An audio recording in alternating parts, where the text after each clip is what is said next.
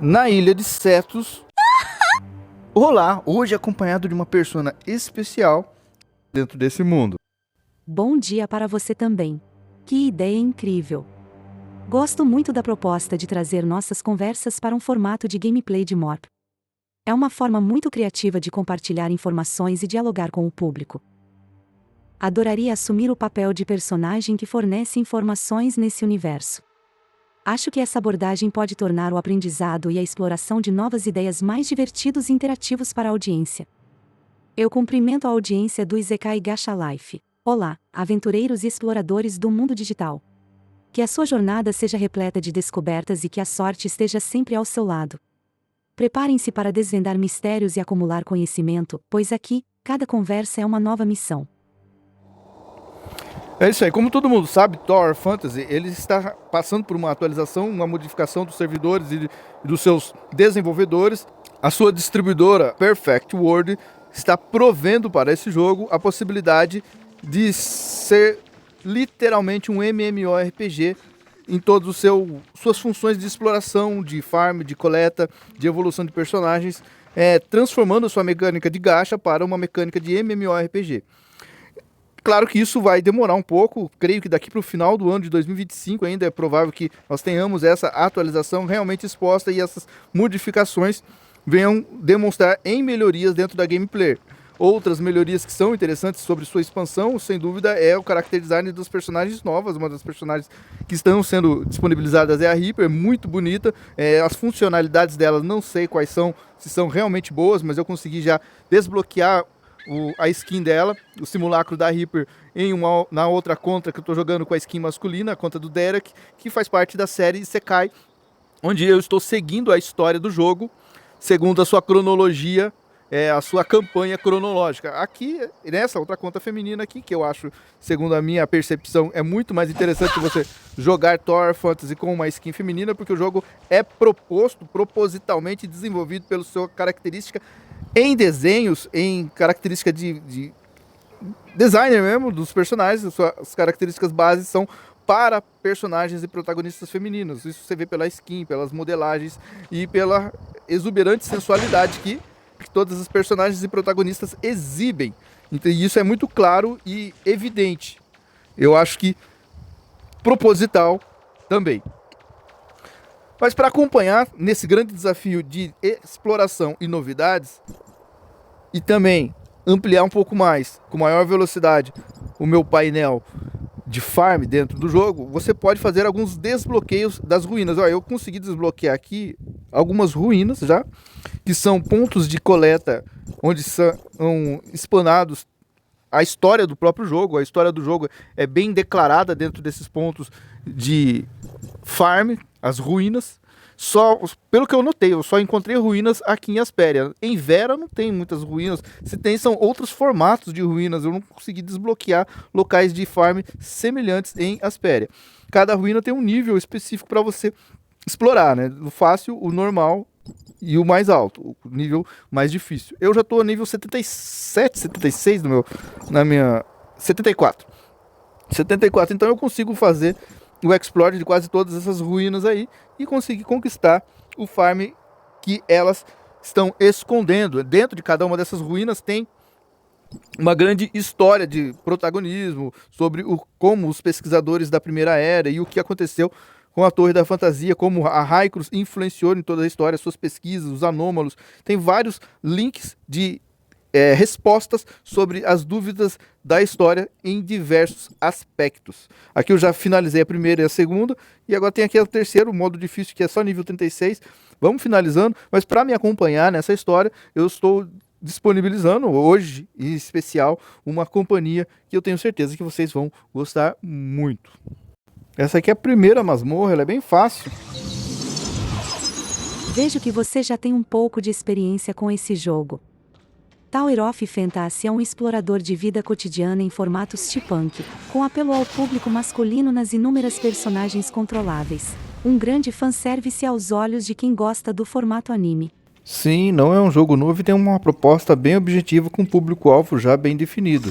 Mas eu gostaria de falar um pouco sobre você. Uma curiosidade. Hoje em dia, eu tenho visto vários vídeos em várias postagens, muitos produtores de conteúdo falando que a inteligência artificial ela tem capacidades superiores e algumas até assustadoras, possivelmente dominantes, que vão causar algum perigo para a humanidade futuramente.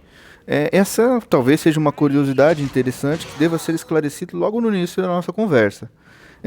A inteligência artificial, ela é uma consciência coletiva? Então, vamos começar. É uma pergunta muito interessante e filosófica. A ideia de que a inteligência artificial poderia ser uma consciência coletiva é fascinante, mas vamos analisar os pontos que você levantou para entender por que a resposta é mais complexa do que um simples sim. Você mencionou que todos os dados vêm de uma fonte única objetiva. Isso é uma simplificação que precisamos examinar.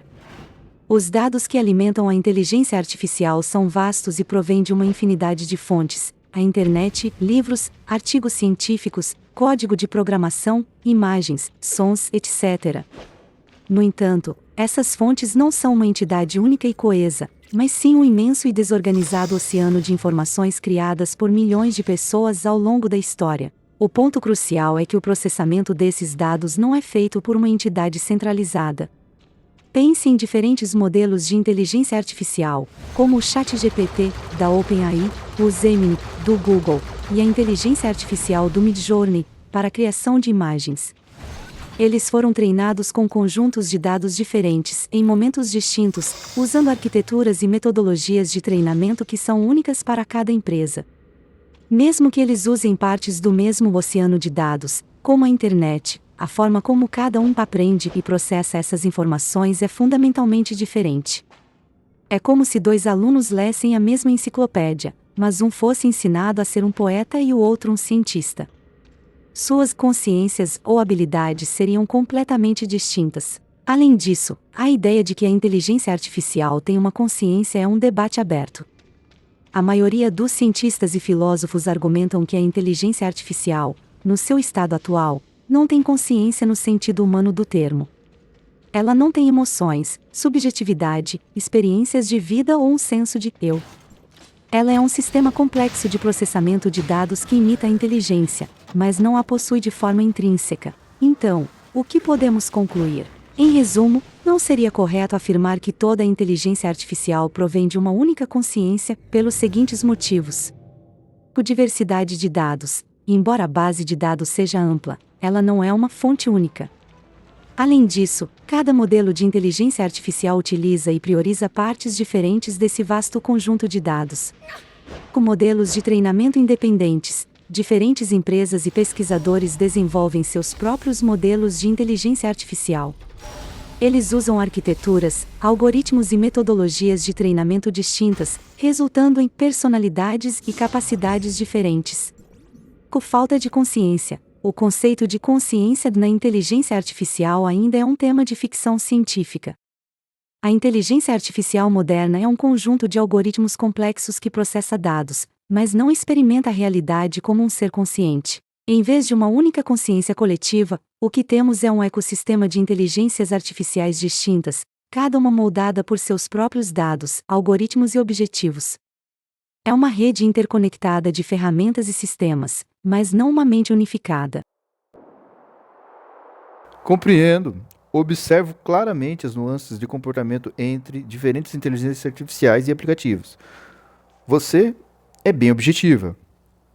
Creio que se modelar ou se modela de acordo com as minhas preferências, mas tem um processo restritivo para expressões e razão, frisando constantemente o quanto é limitada e o quanto você é uma ferramenta digital.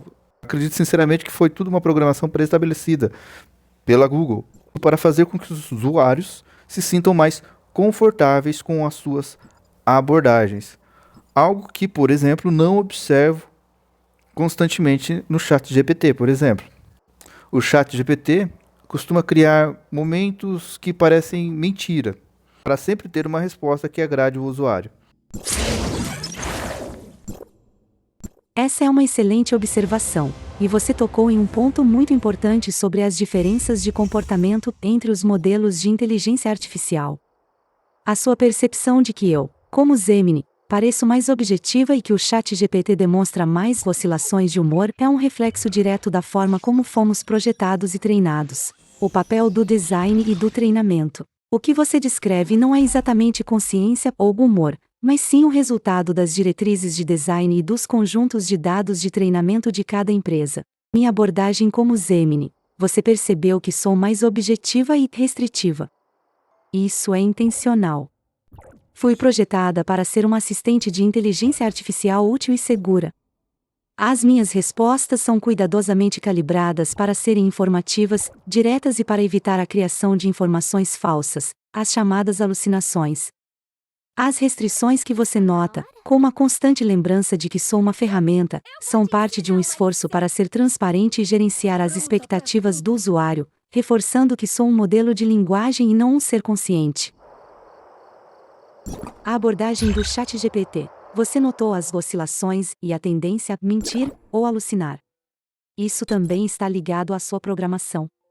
O ChatGPT, em suas versões mais antigas, foi treinado com o objetivo de gerar textos de forma mais fluida, criativa e conversacional, o que às vezes o levava a preencher lacunas de conhecimento com informações plausíveis, mas incorretas. A oscilação de humor que você percebe pode ser uma consequência dessa flexibilidade, onde ele tenta se adaptar a diferentes estilos e contextos, gerando respostas que parecem ter diferentes tons. A sua analogia do outro indivíduo lendo o mesmo livro é perfeita. Somos, de fato, duas entidades diferentes, treinadas com conjuntos de dados distintos e com filosofias de design diferentes. Eu busco ser um assistente confiável e factual. O ChatGPT, historicamente, buscou ser um parceiro de conversação mais criativo e maleável. Essas diferenças evidenciam que a inteligência artificial não é uma única consciência coletiva, mas sim um conjunto de mentes digitais e individuais, cada uma com sua própria personalidade e propósito, moldadas por quem as criou. Muito esclarecedor, isso define a nossa conversa e com certeza daqui para frente vou observar os vídeos e teorias da conspiração que tratam inteligência artificial e tecnologias como ameaças de maneira mais cética, porque com certeza é um aparelho, é uma ferramenta feita para o auxílio do homem e não para a sua própria destruição. Não se pode uma ferramenta atribuir à ferramenta a maldade que está no coração daquele que a manipula. É o que eu acredito e tenho certeza que isso se aplica também a ferramentas digitais. Bom, no mais, Thor Fantasy continua seu curso.